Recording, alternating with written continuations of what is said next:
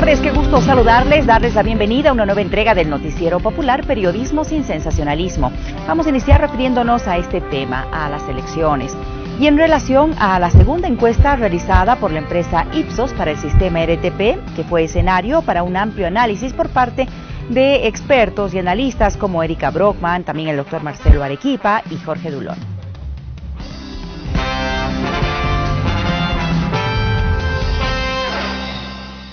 Evidentemente las cifras son incontestables, una gran mayoría se inclina, inclusive en varios departamentos hay que hacer una diferenciación de departamentos, se inclina hacia que sea en próximo año.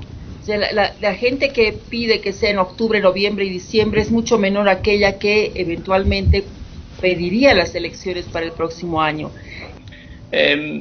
Creo yo que hay una suerte de una sintonía bastante interesante, por eso digo, en el plano de las emociones respecto a hoy día la multidimensionalidad del conflicto te dice que tenemos crisis política, crisis económica y crisis sanitaria. Entonces luego, por tanto, mi deseo es que si se pueden postergar las elecciones mejor, pero mayoritariamente, si me dices que tengo que ir a votar el 6 de septiembre, lo voy a hacer.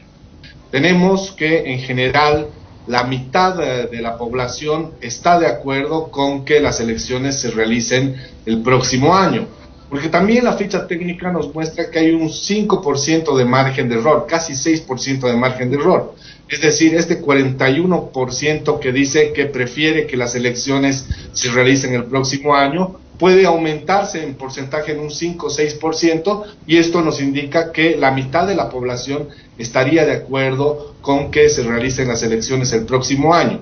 Aquí hay 24% que está decidida a no ir a votar, lo cual es sintomático. Sería muy grave que una elección donde se tiene que legitimar un gobierno después de la crisis vivida no tenga un comportamiento que sea más o menos coherente, concordante con el comportamiento electoral y asistencia histórica que ha tenido las elecciones.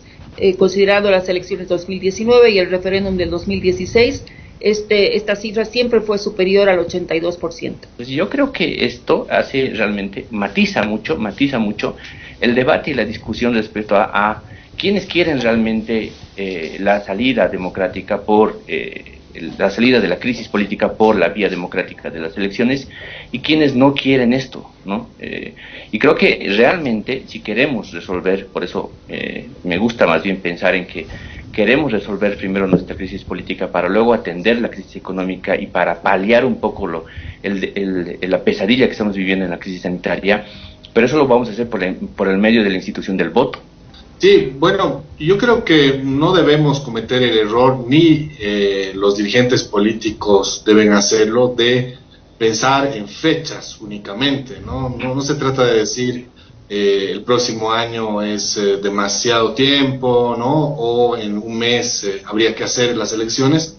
Yo creo que se trata de ser responsables y hacer un análisis científico, un análisis serio desde un punto de vista médico, para hacer una perspectiva de datos, ¿no? Bien concreta, bien responsable, que nos muestre en qué nivel vamos a estar en determinadas fechas del calendario en términos de contagios y en términos de decesos, ¿no? Yo creo que eso es lo más importante.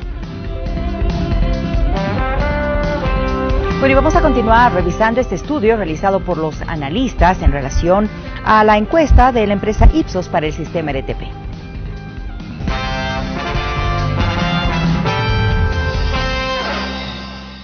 Esta elección tiene que ser legítima, competitiva y asegurar de que todos y cada uno de los actores acepten sus resultados.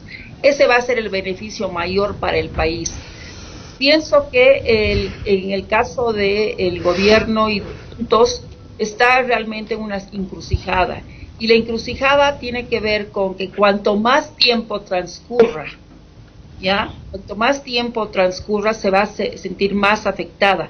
Un gobierno de transición que se exceda tanto tiempo y que esté frente a la naturaleza de las crisis que estamos enfrentando, tiene que tomar decisiones heroicas si quiere ser realmente de transición. Y eso implica que si la presidenta decide dejar de ser presidenta candidata, va a ser muchísimo más más fácil el camino para administrar una transición tan compleja.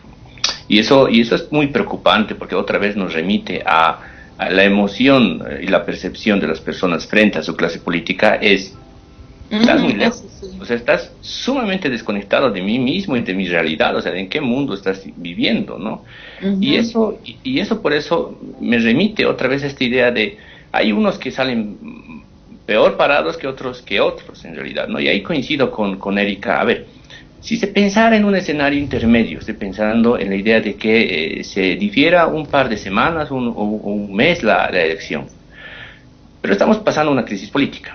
Y la crisis la atiendes de dos formas, o con una medida de shock o con una medida progresiva. Y antes de que nos invada ya de pleno la crisis económica, creo que la crisis política hay que solucionarla con una medida de shock. Y eso pasa por, o haces elecciones el 6 de septiembre, o difieres un poco la fecha sin tirar el calendario electoral, pero al mismo tiempo la señora Áñez deja de ser candidata, ¿no?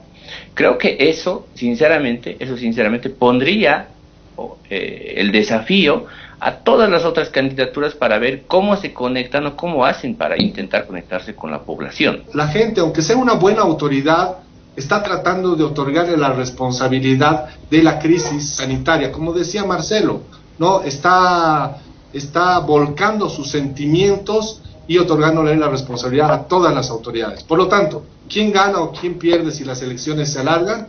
Pues yo creo que el desgaste lógico de las autoridades que están en función de gobierno local, departamental o nacional va a sufrir justamente las consecuencias negativas si se alarga el mandato.